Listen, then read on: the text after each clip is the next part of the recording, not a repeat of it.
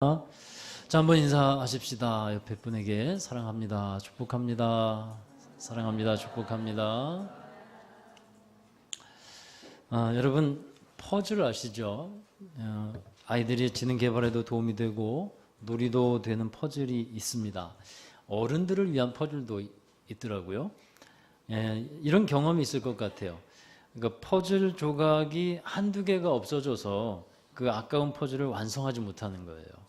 그런 경험이 아마 우리 아이들 키우시는 분들에게 좀 있을 건데, 어떤 퍼즐은 30개, 40개 정도 되는 것도 있지만 더 복잡한 것은요 1000개, 2000개 되는 것도 있어요. 그래서 몇 날 며칠을 그걸 맞춰야 완성하는 퍼즐도 있습니다.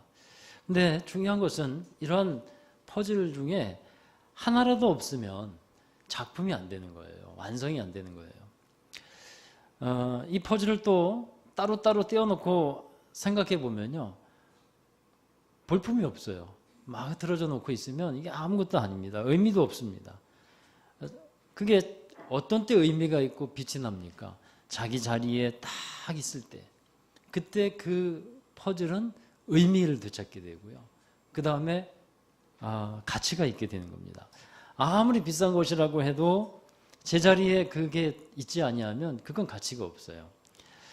자기 쓸모맞게 된다면 정말 그것은 아름다운 작품을 만들어 가는데 정말 중요하게 쓰여지게 되는 퍼즐이 될 겁니다. 여러분, 우리도 이러한 퍼즐과 같다는 생각을 해보게 됩니다. 한 사람 한 사람 정말 소중하고 가치가 있죠. 근데 큰 그림이 있다는 거예요. 큰 그림. 그러니까 하나님은 여러분의 인생이라고 하는 큰 그림, 그 인생이라는 큰 그림에 여러 조각조각난 퍼즐들이 있을 건데 그걸 다 이렇게 맞추면서 하나님께서 계획하시는 인생들을 살아가게 할 것이고, 또 우리 교회를 생각해 보면 우리 교회에도 하나님께서 이루고자 하신 어떤 계획과 작품이 있을 겁니다. 하나님은 그것을 완성해 가고 계시는 줄로 믿습니다. 지난 금요일에 성막에 관해서 말씀을 드리면서 성막의 기물에 쓰여지는 나무는 조각목이라고 말씀을 드렸어요. 근데 이 조각목이 뭐냐면 이 광야에서 자라는 꾸불꾸불한 시뜸나무예요. 근데 목재로 쓰기에는 아주 불편하고 적당하지가 않습니다. 그래서 자그마하게 잘라서 서로 이어 붙여요. 그래서 널판지도 만들고 목재로 만들게 되는 건데, 놀라운 것은요 그렇게 서로 잘 이어서 붙여 만든 기물들은 정말 튼튼하고요 더 멋진 작품이 되더라는 겁니다. 성막에 쓰이는 조각목이 그러하다는 것은 곧 우리 교회가 그러하다는 겁니다. 교회 여러분 한 사람 한 사람, 성도 한 사람 한 사람이 조각목처럼 연결되어 있는 거예요. 할렐루야. 그게 교회입니다. 그것이 모여서 전체를 이루게 되고 멋진 작품을 이루게 되고 더 귀하게 쓰임받는 교회가 되는 겁니다. 여러분, 책을 잘 읽거나 공부를 잘하는 사람을 보면 공부하는 방법이 있어요. 공부를 잘하는 사람들은요 또 책을 읽을 때도 전체적인 개요를 잘 파악을 해요. 이 단원이 어떻게 되어 있는지 전체 개요를 잘 파악하고 그 그림이 어떠한지를 본 다음에 그 다음에 중간 단계를 체크해요. 그리고 나서 그 다음에 세세한 것을 파악하는 거예요. 그게 공부 잘하는 사람들의 특징이에요. 책을 잘 쓰거나 또 책을 잘 읽는 사람도 그래요. 개요를 잘 짭니다. 여러분, 우리가 신앙생활을 하면서 전체적인 그림을 좀 볼 수 있어야 합니다. 제가 믿는 것은 우리의 믿음, 우리의 신앙생활, 우리 교회의 역사, 여러분의 삶의 역사는 하나님의 역사의 시간표 안에 들어가 있다는 사실입니다. 할렐루야. 우리가 그걸 잘 알지 못해서 그래요. 그러나 분명한 것은 하나님의 타임 테이블이 있다는 겁니다. 하나님의 시간표가 있고 계획이 있다는 거예요. 창세기 12장에서 보면 하나님께서 아브라함을 부르십니다. 12장 3절에 땅의 모든 족속이 너로 말미암아 복을 얻을 것이니라 말씀하죠. 그 이후로 구약의 시대가 지난 후에 이제 예수님이 오셨어요. 마태복음 24장에 보면 한 제자가 예수님께 묻습니다. 어느 때에 이 세상의 마지막이 되겠습니까? 그러자 예수님께서 이런 말씀해요. 마태복음 24장 14절, 여기 나오나요? 함께 읽습니다. 이 천국 복음이 모든 민족에게 증언되기 위하여 온 세상에 전파되리니 그제야 끝이 오리라. 아멘. 그리고 나서 예수님께서 십자가에 죽으시고 이 세상을 떠나가시기 전에 제자들에게 말합니다. 너희는 가서 모든 민족을 제자로 삼아라. 그리고 또 사도행전 1장 8절에 가보면 이 하나님의 역사의 흐름, 복음의 흐름을 알 수 있어요. 성령이 너희에게 임하시면 너희가 권능을 받고 예루살렘과 온 유대와 사마리아와 땅끝까지 이르러 내 증인이 되리라. 예수님께서 말씀하신 대로 땅끝까지 복음이 전파되어야 세상의 끝이 올 것이다 라고 말씀하고 있고, 또 사도행전의 역사도 보면 그렇게 복음의 역사가 흘러가고 하나님의 역사가 흘러가고 있다는 거예요. 이게 큰 그림이에요, 여러분. 사도행전에 보면 사도행전 2장에 예루살렘의 복음이 전파됩니다. 성령 받은 제자들이 나가서 예수님을 증언하고 예수님을 전하면서 교회가 세워지고 예루살렘에 복음이 전파돼요. 그리고 2장부터 6장까지 보면 이 초대교회, 예루살렘 초대교회가 어떻게 성장을 하고 있는지를 잘 볼 수 있게 됩니다. 처음에 3,000명이 회개하고 또 5,000명이 회개하고 그 다음에 수많은 허다한 무리들이 하나님 앞에 예수의 이름으로 돌아오는 역사들이 일어납니다. 그렇게 교회는 성장해 갔어요. 그러다가 사도행전 7장에 보면 스데반 집사의 순교 사건이 있게 돼요. 그 일로 인해서 초대교회에는 엄청난 시련이 임합니다. 큰 핍박이 교회에 주어지게 돼요. 교회가 핍박을 만났는데 그 핍박을 하는 데 있어서 가장 앞장섰던 사람이 사울이죠. 바울이라고도 하는 사울. 이때 사울은 회심하기 전이었기 때문에 교회를 핍박합니다. 여러분, 교회의 안티 하면 생각나는 사람이 그 당시에는 사울이었어요. 안티 교회의 대장 사울이었어요. 그런데 복음이라는 것은요, 핍박 속에서 피는 꽃과 같습니다. 핍박과 함께 교회 성도들이 민들레 홀씨처럼 여기저기로 흩어지게 됩니다. 여러분, 교회가 시련을 만나고 핍박을 받는 것은 굉장히 어렵고 힘든 일이지만 하나님은 그 시련과 핍박을 통해서 하나님의 계획하신 바를 또한 이루어 가시는 신실한 분이라는 것을 꼭 믿기를 바랍니다. 모든 것을 합력해서 하나님의 뜻을 이루어 가시는 거예요. 그게 그러할 때 하나님을 경험하게 되고 그게 또 하나님의 경륜 가운데 들어가 있는 겁니다. 복음은 이런 시련을 통해서 장벽을 넘어가게 되는데 그 후에 사마리아 전도를 빌립이 담당하게 되죠. 사도행전 8장에 보면. 그리고 나서 베드로가 또 등장해요. 사도행전 9장 10장에 보면 베드로가 등장하는데 이 베드로는 로마의 백부장이었던 고넬료를 만나게 됩니다. 이 사도행전 10장에 고넬료와 그의 모든 가정에 있는 사람들이 다 은혜 받고 성령 받고 예수 믿는 사람이 되는 그런 사건이 기록되고 있는 것을 여러분 보시면 알 수 있는데, 이런 고넬료의 가정에 복음이 전파됐다는 것이 유대에 있는 예루살렘에 있는 사람들에게, 곧 믿는 사람들에게 전해졌어요. 그때 그 유대에 있는 그리스도인들, 그 당시엔 그리스도인이라고 불리지 않았겠지만 이제 안디옥 교회에 와서 그리스도인이라고 불리지만 유대에 있는 예수님 믿는 사람들이 고넬료의 집에도 복음이 전파됐다는 것을 알고 그들이 이렇게 말을 합니다. 그 말씀이 오늘 본문 바로 앞 구절에 기록이 되어 있어요. 그러니까 사도행전 11장 18절에 함께 읽어보시죠. 그들이 이 말을 듣고 잠잠하여 하나님께 영광을 돌려 이르되 그러면 하나님께서 이방인에게도 생명 얻는 회개를 주셨도다 하니라. 그들이 이렇게 말하는 거예요. 이 고넬료는 로마의 백부장이잖아요. 이방인이잖아요. 그에게도 복음이 전해졌고 그가 예수님을 받아들이게 되었다는 것을 듣고 나서 그러면 하나님께서도 이방인에게 생명을 얻는 회개를 주셨구나. 그들이 받아들이게 됩니다. 그리고 나서 오늘 말씀에 보면 안디옥 교회가 나옵니다. 이 안디옥 교회가 바로 이러한 하나님의 역사와 흐름 속에서 세워졌고 이방인들에게 복음을 전하는 사역을 감당했던 중요한 교회가 되었어요. 초대교회도 정말 본받을 것이 많은 교회였는데 그리고 나서 또 이 이방인 지역에 세워진 이 안디옥 교회, 땅끝까지 복음이 전해져야 하는 이 하나님의 역사의 흐름 속에 정말로 귀중하게 세워지고 자리매김했던 멋진 교회였습니다.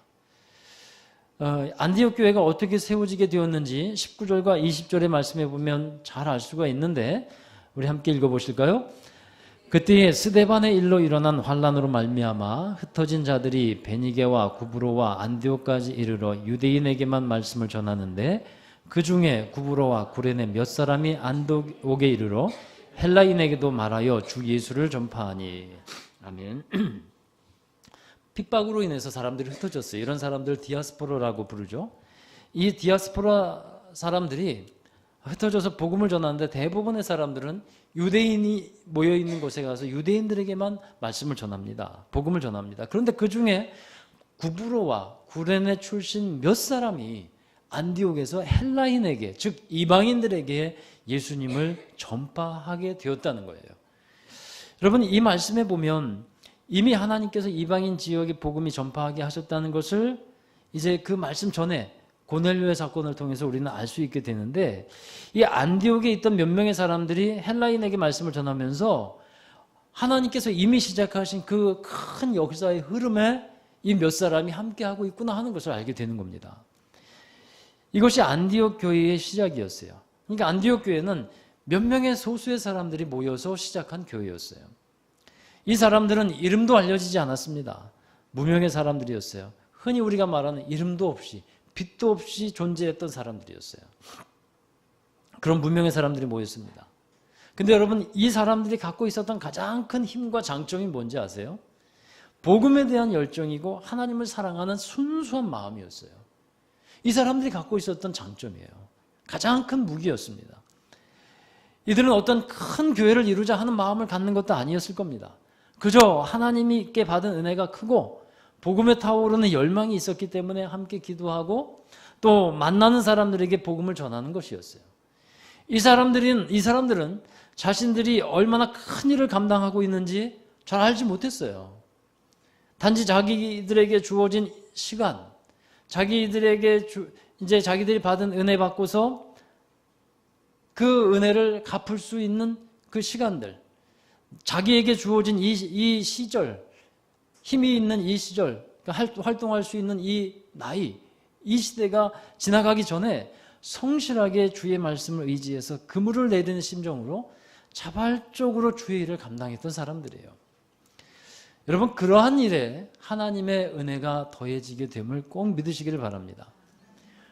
그렇게 순수한 마음으로 하나님의 뜻을 받들어서 하나님을 사랑하는 마음으로 감당하게 될 때 하나님께서 그들과 함께 하시는 것을 보게 돼요. 자, 21절의 말씀을 이어서 읽겠습니다. 주의 손이 그들과 함께 하심에 수많은 사람들이 믿고 주께 돌아오더라. 아멘. 주의 손이 그들과 함께 했다고 말씀하고 있어요. 그 말은 뭐냐 하면 주님께서 도우셨다는 거예요. 주님께서 하시는 일이라는 것을 표현하는 말씀이 주의 손이 함께 했다는 거예요. 여러분, 우리가 하는 일에 하나님께서 함께 하시는 것이 제일 중요한 줄로 믿습니다. 일이 아무리 잘 된다고 해도요, 그 일이 하나님과 상관이 없는 일이 되는 것은 문제가 있는 거예요. 때로는 하나님의 일을 하는 가운데 고난도 있고 시련이 있을 수 있지만 그 일 가운데서 하나님이 함께 하시면 문제가 되지 않는 것입니다. 창세기에 나오는 요셉의 별명이 뭡니까? 형통한 자잖아요. 그가 왜 형통한 자가 되었습니까? 성경은 말해요. 하나님이 그와 함께 하심에 그가 형통한 자가 되었다. 요셉이 시련이 없었습니까? 고난이 없었습니까? 자기 뜻대로 모든 것이 다 되었을까요? 아닙니다. 그럼에도 불구하고 하나님은 그와 함께 하셨어요. 그리고 하나님은 요셉이 형통한 자가 되게 하셨어요. 주의 손이 함께 하니까 형통한 자가 되는 겁니다. 안디옥 교회를 세운 이름 없는 이 몇 명의 사람들에게도 하나님은 크신 능력을 함께 했습니다. 그리고 많은 사람들이 주께로 돌아오는 놀라운 역사가 일어났어요. 이 몇 명의 사람들은 정말 귀중한 일을 한 사람들이에요. 정말 많은 사람들에게 선한 영향력을 끼친 사람입니다. 여러분, 사람이 어떤 사람이었는지 그 사람을 알게 되는 것이 크게 두 가지예요. 하나는 사람에 의한 것이고, 사람에 의해서 알게 되고, 또 하나는 하나님에 의해서 알게 돼요. 그 사람이 어떤 사람이었는지는요, 그 일이 지나고 난 후에 사후에 평가가 돼요. 죽은 후에 평가가 되기도 하고, 그 일이 지난 후에, 어떤 사건이 있은 후에 평가가 되기도 합니다. 평소에 다른 사람을 잘 섬기면서 선한 영향력을 끼친 사람들은 두고두고 회자가 되는 거예요. 내가 어려움을 당했을 때나 혹은 예기치 않은 상황을 만날 때 나를 찾아주고 나와 함께하며 같이 슬픈 일이 있을 때 울어주고 함께 공감해 줄 수 있는 사람, 그 사람이 멋진 삶을 살아가는 사람이 되는 겁니다. 이 세상에 살아갈 때는 그런 인정을 좀 받지 못할 수 있어요. 근데 여러분, 만약에 그 사람이 죽었어요. 그러면 여기저기서 함께 와서 정말 귀중한 삶을 살았다고 인정해 주는 사람, 그 사람은요 정말 귀한 삶을 살아간 사람이에요. 교회는 사랑이 있어야 합니다. 우리가 그것을 잘 알고 있고 또 그것이 진리입니다. 그래서 우리 교회도 사랑이 많은 교회가 되기를 원합니다. 그리고 우리가 베풀 수 있고 할 수 있는 사랑을 우리 교회는 사람들에게 나타내 보여줘야 할 겁니다. 그런데 참 안타까운 마음이 드는 때가 있어요. 교회가 사랑이 없어 누군가 이런 말을 하면 여러분 한번 잘 생각해 보세요. 그 말을 하는 사람의 상태가 어떤 상태에 있는가? 그걸 잘 생각해 보세요. 대부분의 교회에 있어서 일에 함께하고 있는 사람들을 보면요, 사랑이 없다라는 말을 잘 안 해요. 제가 보니까 그래요. 그런데 다른 사람의 일에 관심을 갖지 않거나 마음이 내키면 하고 그렇지 않으면 함께하지 않는데, 그런 상태로 지날 때 교회에서의 사랑을 느낄 수 있을까요? 느끼지 못합니다. 사랑을 느낄 수 있으려면 사랑이 전해지는 그 자리에 내가 함께 있어야 돼요. 사랑이 전해지는 자리가 어딥니까, 여러분? 함께 있는 자리예요. 함께 하는 자리예요. 그 자리에 내가 함께하고 또 내가 갖고 있는 사랑을 흘려보낼 수 있어야 돼요. 그때 그 사람이 뭘 느끼냐 하면 교회가 사랑이 있구나, 이걸 느껴요. 근데 사랑이 흘러가는 그 자리에 함께 있지 않을 때 당연히 뭘 느끼겠습니까? 교회는 사랑이 없어, 이렇게 생각이 될 수밖에 없다는 거예요. 여러분, 교회의 사랑은 함께 하는 사람이 공감할 수 있는 겁니다. 여러분 한번 생각해 보세요. 제가 이런 말을 어떤 분들에게 이제 여러분들에게 다 합니다. 교회에 오셔서 함께 하세요라고 말할 때 싫어요, 힘들어요, 바빠요, 내키지 않아요, 이렇게 말을 하는 사람들 결국에는요 어떤 말이 결론이냐면 교회는 사랑이 없어, 이렇게 돼요. 여러분 정말 사람들에게 인정을 받는 사람이 되기를 우리가 원하는데, 그러려면 사랑해야 합니다. 사랑이 있는 자리에서 사랑을 흘려보내는 사람이 돼야 돼요. 예수님도 그런 말씀, 이걸 불문율이라고 하죠. 황금률이라고 하죠. 황금률. 대접을 받고자 하는 사람은 먼저 남을 대접해라. 이것이 황금률이에요. 섬김을 받으려고 하면 남을 먼저 섬겨야 하는 겁니다. 그러할 때 섬김을 통한 사랑이 있구나, 이것을 느끼게 돼요. 이 안디옥 교회에 있었던 무명의 사람들을 한번 생각해 보세요. 그저 이 사람은 하나님의 사랑이 받은 것이 커서 사랑을 사람들에게 베풀어 가는 겁니다. 사람들을 섬기는 겁니다. 그러는 가운데 하나님의 사랑으로 함께하는 사람들이 하나 둘씩 붙어요. 그러면서 그 사랑이 배가가 되고 배가가 돼서 결국은 사랑이 많은 교회가 되는 겁니다. 사랑하는 여러분, 저는 여러분들이 교회라는 것을 늘 강조하고 있습니다. 여러분들이 먼저 사랑으로 대하시고 사랑으로 섬기시고 사랑이 많은 교회가 되시기를 주의 이름으로 축원합니다. 그리고 나서 하나님으로부터 인정이 있는 거예요. 이 사람들은 사람이 아닌 하나님이 알아주시는 일을 추구했던 사람들이에요. 이들은 하나님의 인정을 받는 것에서부터 자신의 가치를 발견하게 돼요. 하나님의 일을 하다가 보면 사람들이 알아주지 않아도 하나님만이 알아주시는 일들이 있어요. 세상의 잣대가 아닙니다. 하나님이 보시는 것, 하나님의 것을 인정하는 사람들이에요. 자신들을 향한 하나님의 뜻이 무엇인지 물어보고 기도하는 사람들이 이 안디옥 교회를 세운 몇 명의 사람들이에요. 여러분 제가 진지하게 정말 묻고 싶은 것이 있어요.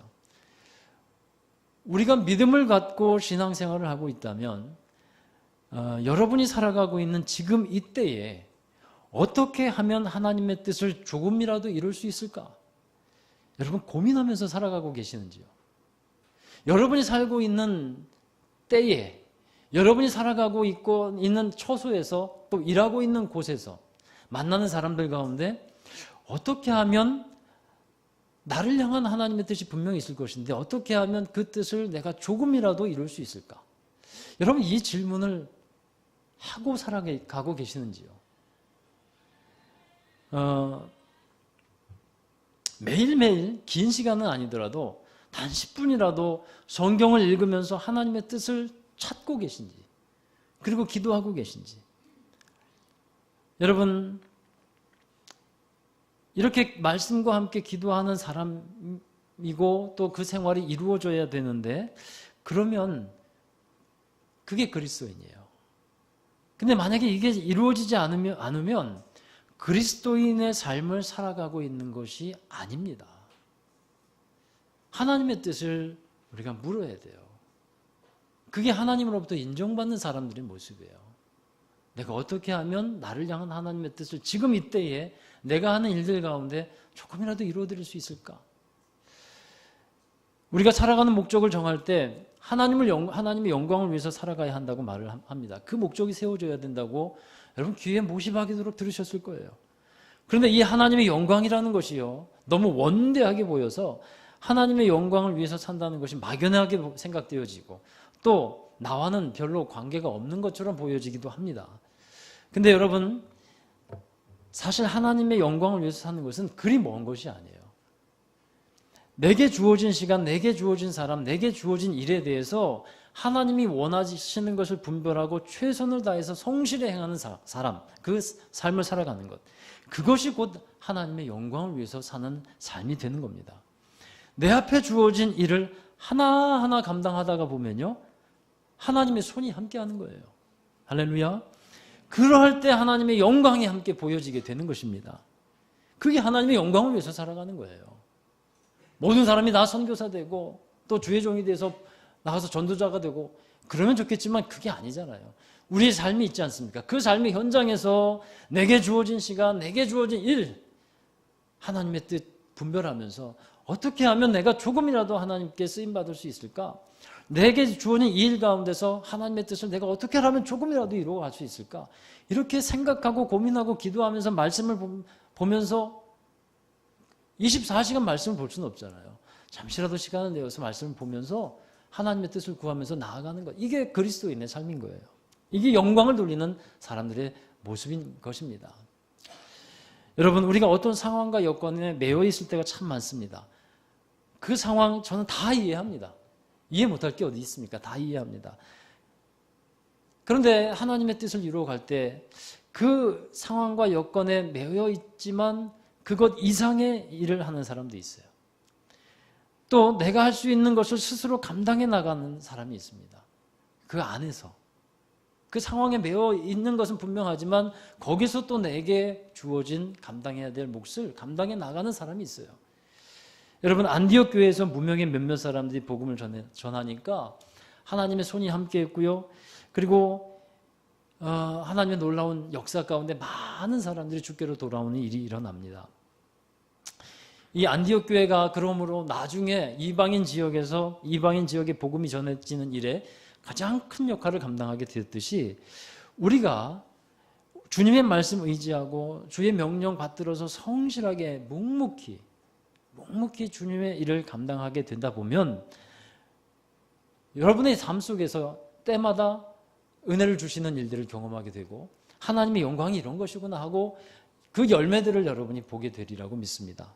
또 후대에 그 열매들이 어떻게 맺혀지는지를 보게 되리라고 믿어요. 중요한 것은 우리가 포기하지 아니하고 묵묵히 주님의 일을 성실하게 감당하는 겁니다. 여러분, 지금은 알지 못합니다. 그러나 나중에 우리 교회에서 우리 자녀들 가운데 그리고 앞으로 더해 주실 사람들 가운데 하나님의 종으로서 일을 감당하는 사람들이 있을 것이고, 아멘 좀 해주세요. 각 처소에서 일터에서 사람들을 키우며 하나님의 이 선한 영향력을 나타내는 사람들이 나타나게 되리라고 믿습니다. 사람들은 교회에서 부자가 나와야 되고 정치인이 나와야 되고 유명한 사람도 나와야 한다고 말을 하는데 그런 일이 있으면 좋죠. 그러나 부자가 되고 안 되고가 중요한 것이 아니고 믿음의 선한 영향력을 끼치는 사람이 되느냐 안 되느냐가 중요한 거예요. 여러분, 이와 같이 안디옥 교회에 많은 사람들이 은혜 받고 있다는 소문이 이 예루살렘 모교회까지 전해집니다. 예루살렘에서 그 소식을 듣고 가만히 있을 수 없었어요. 그래서 바나바라고 하는 사역자를 안디옥에 파송하죠. 바나바가 안디옥에 가서 많은 사람들이 모여 있음을 보고 기뻐하면 놀랍니다. 그리고 바나바로 인해서 더 많은 사람들이 함께하게 됐어요. 바나바는 그때 또 한 사람을 생각하죠. 바울을 생각합니다. 이 바울이라고 하던 사울이 주님께로 돌아온 후에 고향인 다소에 가서 머물러 있는 것을 압니다. 그래서 다소에 직접 찾아가서 바울을 데리고 와요. 그리고 1년 동안 바울과 이 바나바가 안디옥에서 사람들을 키우고 가르치게 되죠. 그때 사람들이 더 굳건하게 성장하고 거룩하게 세상과 구별되어서 밖에 있는 사람들이 이 사람들을 그리스도인이라 이렇게 부르게 됩니다. 작게 시작했던 교회가 큰 부흥을 경험하게 돼요. 여러분, 작은 교회는 작은 교회대로 중요하고 할 일이 있어요. 그런데 큰 교회가 되면 또 더 큰 일을 감당해야만 합니다. 안디옥 교회에서 나중에 바나바와 바울을 선교사로 파송하지 않습니까? 사실 작은 교회에서 선교사 파송하는 것은 어려운 일이에요. 그건 참 불가능하지는 않을지 몰라도 참 어렵죠.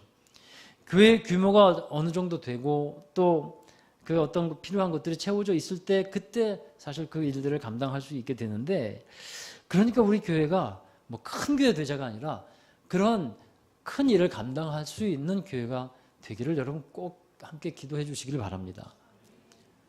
바나바가 안디옥에 와서 사람들에게 제일 먼저 강조한 말이 있어요. 23절의 말씀을 한번 보십시오. 거기에 보면 굳건한 마음으로 주와 함께 머물러 있으라. 제일 먼저 은혜 받고 있는 사람들, 교회에 모여 있는 사람들에게 와서 먼저 한 말이 뭐냐 하면 그 은혜 안에서 굳건하게 주님과 함께 머물러 있어라. 여러분, 하나님의 일을 감당하기 위해서 우리에게 필요한 말씀이라고 믿습니다. 주님 안에 거하는 것입니다.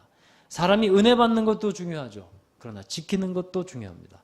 그게 바로 주와 함께 머물러 있는 것입니다. 교회를 세우고 하나님의 일을 하려고 하면 하나님의 역사와 함께 사탄의 역사도 함께 찾아옵니다. 사탄은 하나님의 일을 감당하지 못하게 하려고 자꾸 흔들어댑니다. 그러니까 여러분 마음이 어려워져요. 자꾸 흔들려요. 그러할 때 이 마음을 가지시길 바랍니다. 주와 함께 머물러 있자. 할렐루야. 우리 교회가 이제 다음 달에 되면 성전 이전을 하게 되는데, 여러분 이 안디옥 교회를 보면서 사도행전의 말씀을 보면서 다시 교회에 대한 꿈을 꾸었으면 좋겠어요. 목사로서 바라는 것이 있다면 우리 교회를 향한 하나님의 귀한 뜻을 우리가 잘 이루어가는 교회가 돼서 정말 이 지역에서 또 이 시대에 하나님의 뜻을 이루어가는 귀중한 통로로 하나님의 비전을 이루어가는 교회로 세워지기를 바라는 마음입니다. 그 일에 저는 또 여러분이 주와 함께 머물러 있기를 바랍니다. 여러분, 제가 처음 신앙생활을 했던 고향 교회가 있습니다. 그 고향의 교회가 세워질 때가 중학교 2학년 때였어요. 근데 그 교회가 뭐 한번 말씀드린 적도 있는 것 같은데 아주 자그마한 교회에서 전도사님이 온 것도 아니에요. 결혼도 안 한 그 30대 전에 20대에 여자 선생님이 왔어요. 이름도 잊어버릴 수가 없어요. 박향의 선생님. 지금은 사모님이 되어 있는데 그분이 와서 사람들에게 전도를 하고 아이들을 모으고 또 말씀을 전하고 함께 기도하고, 그래서 교회가 됐어요. 처음에는 교회도 아니었어요. 그냥 에덴의 집이었어요. 근데 그 선생님이 와서 같이 사역을 하고 또 같이 예배를 드리고 그렇게 이끌어가면서 그 에덴의 집이 이제 제 고향의 모교회가 됐어요. 정식으로 전도사님이 파송되고 그리고 목사님이 파송되고, 그래서 교회가 세워졌어요. 물론 시골 교회니까 한때 교회 건축을 하면서 또 참 기대가 되고 흥분도 되는 그런 때가 저희 경험에 있습니다.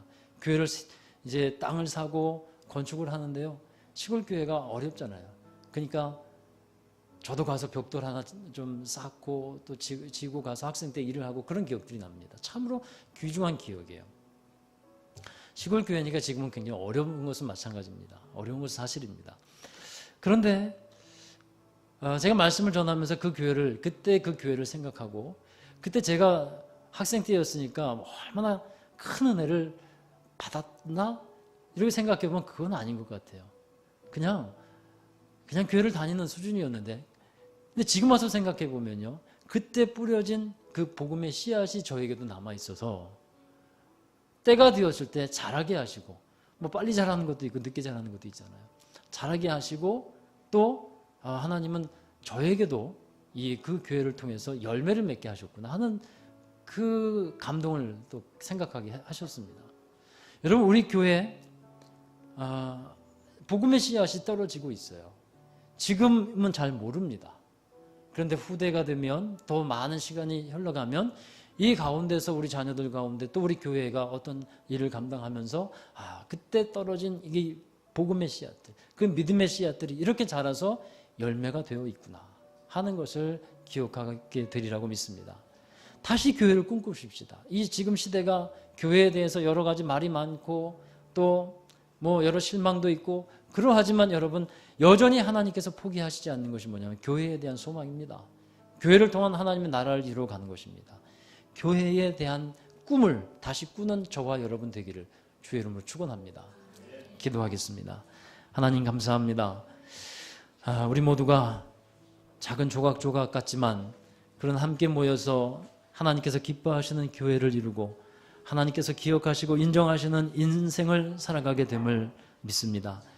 저희들의 삶 가운데서 하나님이 일하시는 것을 기대하게 하여 주시고, 특별히 교회를 향한 하나님의 귀한 뜻을 기억하며 우리가 함께 연합하여 하나님의 귀한 뜻을 이루어가는 우리 제자로 교회가 될 수 있게 하여 주시옵소서. 모든 성도들 한 사람 한 사람을 기억해 주셔서 주님의 사랑 가운데 머물러 있게 하시고, 늘 주님의 손이 함께하는, 주님의 능력이 함께하는 믿음의 사람으로 살아가게 하여 주시옵소서. 오늘도 함께 하시는 주님께 감사드리옵고 예수 그리스도의 이름으로 기도하옵나이다. 아멘. 우리 다 함께 자리에서 일어나셔서 파송과 결단의 찬양을 부르겠습니다. 이 찬양의 가사 제가 참 좋아하는 찬양인데요, 큰 꿈은 아니지만 작은 씨앗을 가지고 그 씨앗을 뿌립니다. 그런데 하나님께서는 거두게 하십니다. 작은 겨자씨 같지만 크게 하시고 또 하나님의 역사를 이루십니다. 우리 그 하나님의 일하심을 기대하시면서 우리 함께 찬양하시길 바랍니다.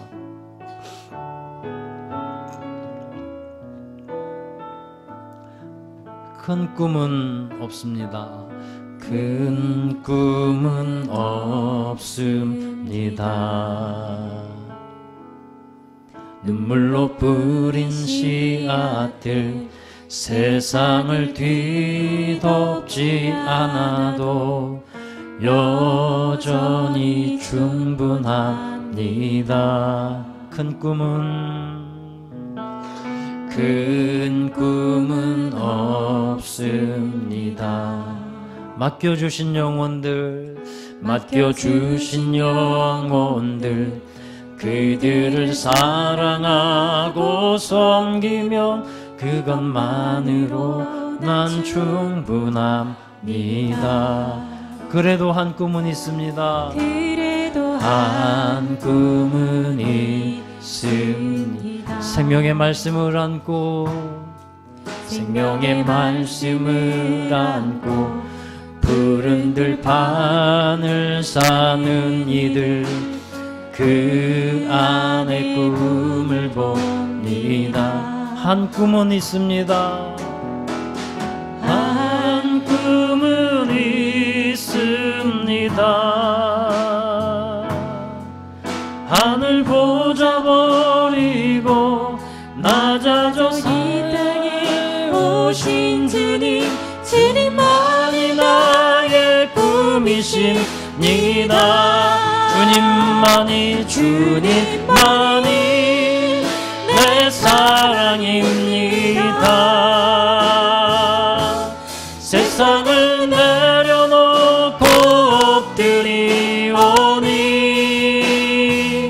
그런 나를 사용하시는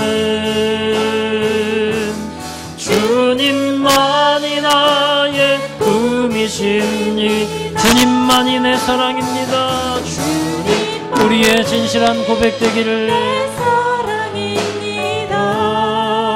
주님,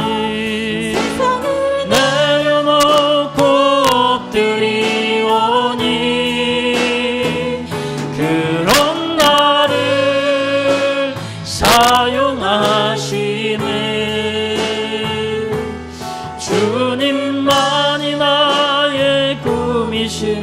한번 더 고백하십시다. 주님만이 내 사랑입니다. 내 사랑입니다. 세상을 내려놓고 엎드리오니 그런 나를 사용하시는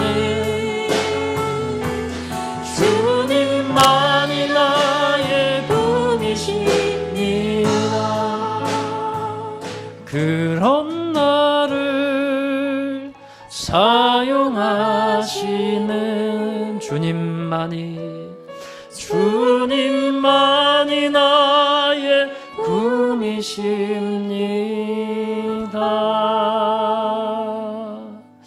우리 함께 기도하기를 원합니다. 하나님께서 갖고 계신 비전과 꿈을 기억하십시다. 교회를 향한 하나님의 뜻을 기억하시고 정말 우리 모두가 하나님께 쓰임받는 귀한 인생 되기를 원합니다.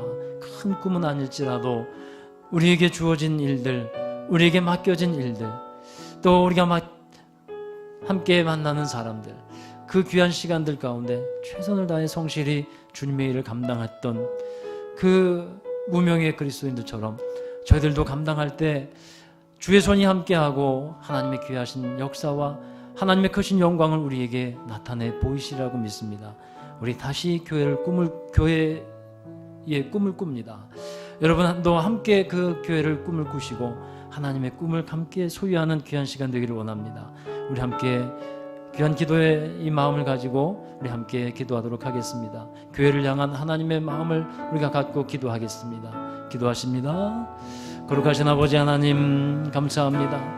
하나님의 마음, 하나님의 뜻을 우리가 기억하기를 원합니다.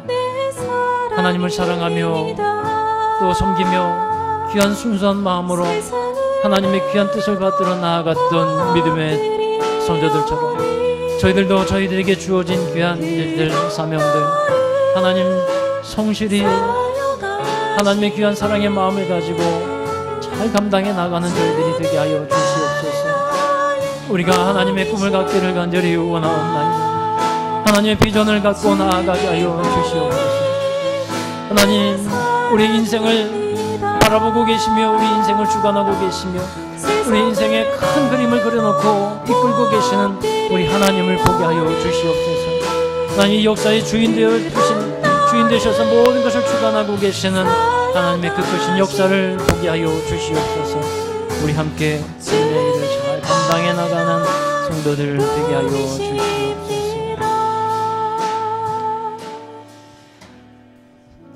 하나님 감사합니다. 부족하고 연약한 정말 쓸모없다고 인정할 수밖에 없는 저희들을 하나님의 자녀로 부르시고 또 교회로 세워주셔서 연합하게 하셔서 하나님의 귀한 뜻을 이루어갈 수 있도록 우리를 인도해 주심을 감사드립니다. 하나님, 교회가 되게 하여 주셨사오니 더욱더 하나님의 뜻을 이루어가는 교회가 되게 하시고 하나님의 비전과 하나님의 꿈을 마음에 품고 정말 기도하며 하나님의 사랑으로 모든 일들을 감당해 나가는 우리 모든 성도들이 되게 하여 주시옵소서. 이 세상을 하나님의 나라로 바꾸시고자 하는 하나님의 그 꿈과 비전을 우리가 품기를 원합니다. 그 일에 하나님, 저희들 연합할 때 쓰임받게 하실 것이고 주의 손이 우리와 함께 하여 주셔서 하나님의 귀한 영광을 드러내 주시리라고 믿습니다. 우리 교회를 향한 하나님의 귀하신 뜻을 이루어 가시고 그리고 우리가 그 일에 사랑으로 드리며 또 헌신하며 섬기며 주님의 귀한 역사에 쓰임받는 인생도 되게 하여 주옵소서. 하나님, 우리가 할 수 있을 때, 우리가 힘이 있을 때 더욱더 귀하게 쓰임받는 귀한 이들이 되기를 간절히 원합니다. 세월을 아끼며 정말 충성되이 주님의 일을 잘 감당해 나가며 삶의 각 초소초소에서 믿음의 선한 영향력들을 끼쳐가는 우리 성도들 되게 하여 주시옵소서. 이제는